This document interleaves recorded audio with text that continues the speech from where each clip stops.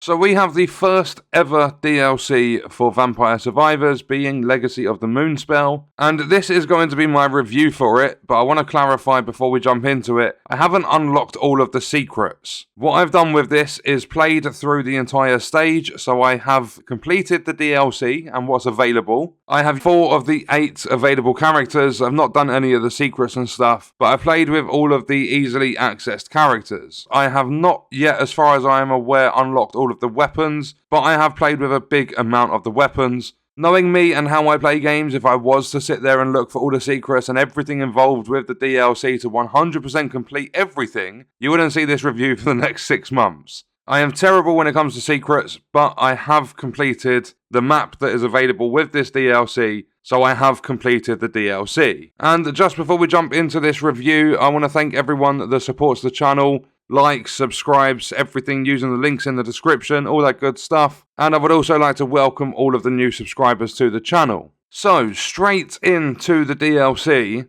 it's amazing. The map is brilliant, there's different biomes, there is only one map in this DLC, but it's not expensive, it's not going to set you back £50. With that one map, there are 8 characters, there are 13 weapons, there's secrets, there's lots and lots of stuff to it, especially for what you are paying. And I want to apologise about the footage potentially being dodgy in areas. For some reason, when I've got a load of weapons and passives in this game, OBS and my Elgato just don't like it. And the recordings always seem to do this, but it is only ever on Vampire Survivors, so I don't actually know how to fix it. And when I pick up things like the ability to slow down time and stop the enemies in their tracks, it goes back to normal. I just don't understand why it's happening, but apologies for the footage. And the very first weapon you get to use when you unlock your first character is Silver Wind, and I am a huge fan of this weapon. It constantly spins in a powerful oval of snowy looking orbs and stuff around you, and it deals massive amounts of damage. There are a lot of collectibles on this new map in terms of passives and stuff. If you can pick up the Mad Groove Arcana, you can get it all to come to you. But you can also obviously just go around collecting it to explore the map at the same time. But not only that, sticking to how the normal base game plays as well, if you have, for an example, Candelabrador, and you want to go pick that up, make sure you have 6 passives first, so that you can overstack, because the way Vampire Survivors works is you can have a maximum of 6 weapons and 6 passives, but if you already have 6, and there's a new one that you don't have on the map, you can go and pick that one up, and it will, what I like to call, overstack, so you can eventually go all the way up to 16 passives. If you've ever played the Moonglow map, you'll understand exactly what I mean. The boss waves and the new enemies are a lot of fun. There's brand new enemies in the game, there's challenges, like different areas you can go to, and there's huge elite like troll enemies that come out, they chase you around. There's these massive like skeletons that crawl around the map when you go to, there's a weapon on the map called the Night Sword, for an example. You go to the Night Sword, there's this big skeleton dude, he acts like an elite, and I think they're basically guardians to protect these things, but they are easily killed, so it doesn't matter too much, they're just a cool enemy added into the map. This DLC is going to cost you a whopping £1.43. That's with a 10% discount. That discount is available through Game Pass, and is also an introductory offer on Steam.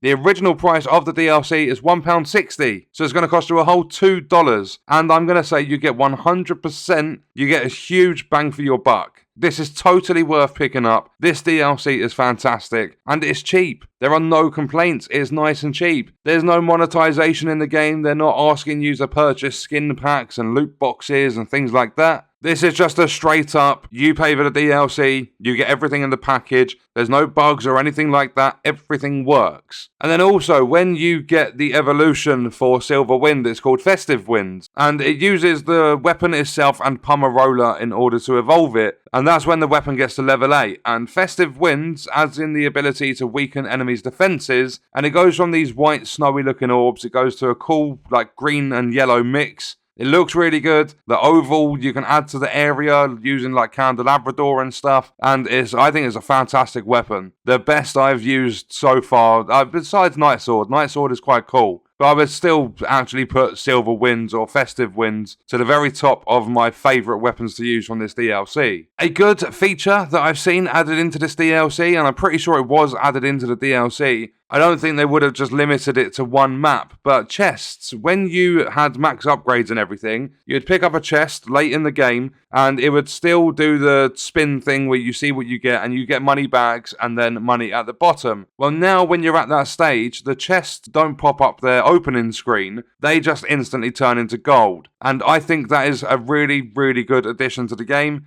It keeps the momentum going, it keeps the game with the flow going, it doesn't stop it just to give you a decent amount of gold. And then with the Night Sword, the evolved version is a constant healer, and I mean the healing is ridiculous. And it's another fantastic weapon because it also deals crits and combos. Plus it can be overstacked like passives, so if you grab yourself 6 weapons, then go pick up the Night Sword, you can run 7 weapons on this map. And then the first character I got my hands on by accessing the coffin that's on the map, Miang Moonspell. If you are doing long runs, you need survivability, Miang Moonspell is the character to use. That's a definite, there's no two ways about it. At level 133 at the end of my run, Miang Moonspell had 793 health, and you are going to need it because the final wave before the Reaper in this map is tough. You can probably figure out other ways like different builds and stuff to survive the end, but Miang Moonspell has such a large health pool, it is amazing to use that character. There's a slight problem with the DLC,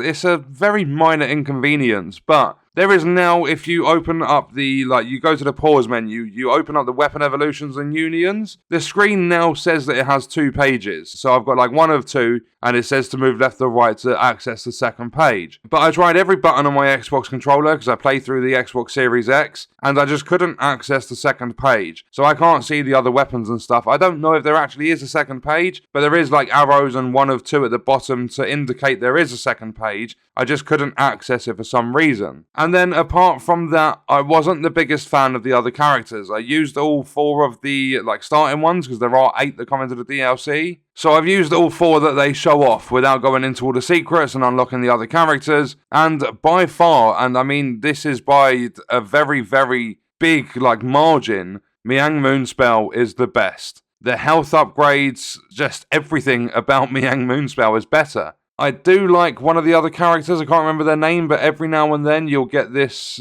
invincibility, and you'll get an increased movement speed, but other than that, it's just, nothing compares to Miang Moonspell, in my opinion. Such a great character added into the game. And then there are secret characters, there's secret weapons and stuff in this DLC. So I'm going to wrap this one up by saying if you do enjoy Vampire Survivors and you want more of the game, I give this DLC a solid 9 out of 10. It's a great DLC for an already brilliant game. And I am so glad that it's nice and cheap, it all works, there's a lot of new stuff in there. I think they've done a fantastic job with it. And on that note, we're going to wrap the video up. Check out this video if you want to see other content on the channel. I will see you in the next one. I hope you guys enjoyed it. Thank you for watching.